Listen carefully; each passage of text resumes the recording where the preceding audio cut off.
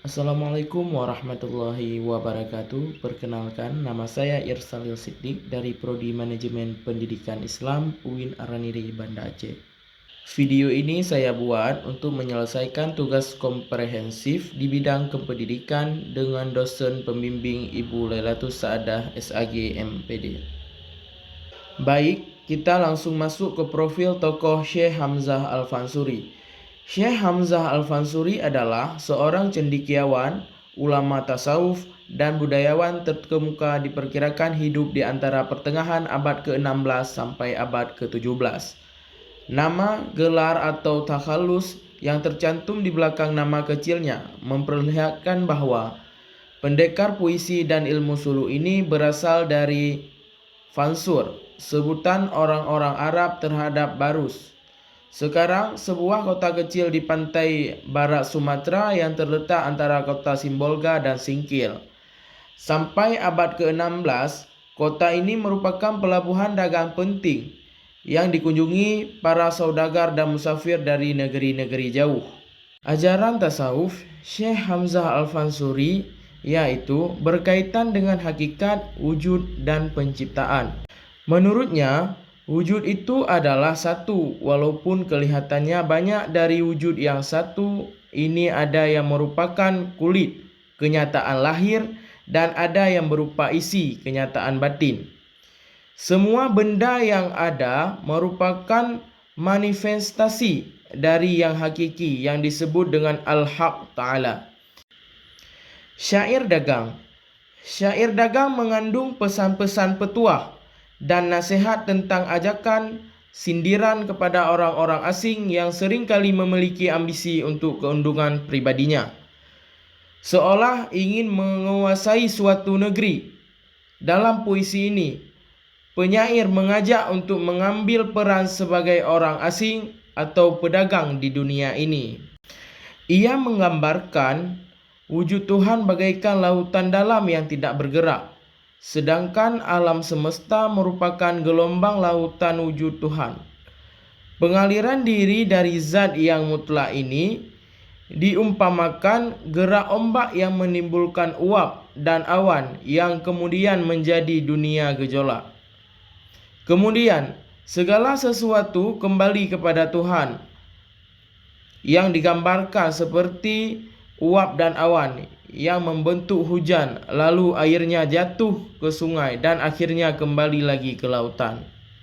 Selanjutnya, karya Syekh Hamzah Al-Fansuri adalah prosa. 1. Asrar Al-Arifin. Hamzah Al-Fansuri menjelaskan bahwa hanya Tuhan yang memiliki zat, dan zat tersebut tidak terpisah dari sifat-sifatnya. Beberapa sifatnya yang disebut adalah hai atau hidup, ayam atau ilmu atau pengetahuan, murid berkehendak, qadir yang maha kuasa, kalam yang berkata, sami maha mendengar, dan basir maha melihat. Dan yang kedua adalah Al-Ashiqin. Kitab Syarah Al-Ashiqin dianggap sebagai kitab yang paling ringan dibandingkan dengan dua kitab lainnya. Karya Hamzah Al-Fansuri. Kitab ini berisi petunjuk ringkas mengenai jalan-jalan kesufian dan cara mencapai ma'rifat. 2. Al-Ashiqin. Kitab Syarah Al-Ashiqin dianggap sebagai kitab yang paling ringan dibandingkan dengan dua kitab lainnya. Karya Hamzah Al-Fansuri. Kitab ini berisi petunjuk ringkasan mengenai jalan-jalan kesufian dan cara mencapai ke ma'rifat. Mungkin mengikuti amalan tarikat Qadariyah yang dianut oleh Hamzah Al-Fansuri.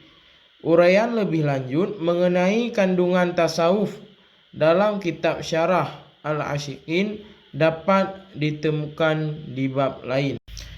Karya-karya Syekh Hamzah Al-Fansuri. 1. Syair. Syair unggas. Ini adalah syair unggas yang dimulai dengan menyebutkan nama Tuhan yang Maha Esa, pemilik lautan, daratan. Syair ini mengajarkan kita untuk patuh kepadanya dan patuh kepada guru yang mengajarkan kita tentang kebahagiaan dunia dan akhirat. Syair Perahu yang ditulis oleh Hamzah Al-Fansuri melambangkan tubuh manusia sebagai perahu yang berlayar di lautan. Adapun isi dari syair perahu ini merupakan seruan kepada kaum muda yang mengendalikan diri karena kehidupan di dunia ini tidaklah lama.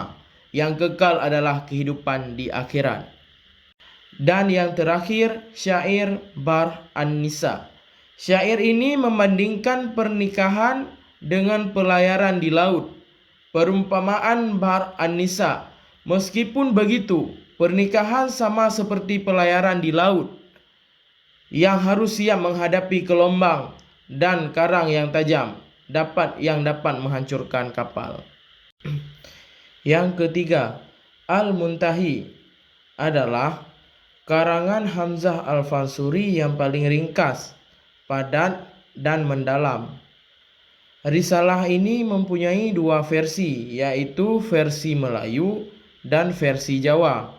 Menurut Al-Attas yang dikutip Zulkifli, ringkasan ketiga ini mengulas 5 hal, yaitu tentang kejadian atau penciptaan alam semesta sebagai manifestasi Tuhan dan kemahakuasaannya, tentang bagaimana Tuhan memfasilitasi dirinya, bagaimana alam semesta dipandang dari sudut pemikiran ahli ma'rifat, mengenai penyebab pertama atas segala kejadian, dan bagaimana seorang dapat kembali ke asalnya.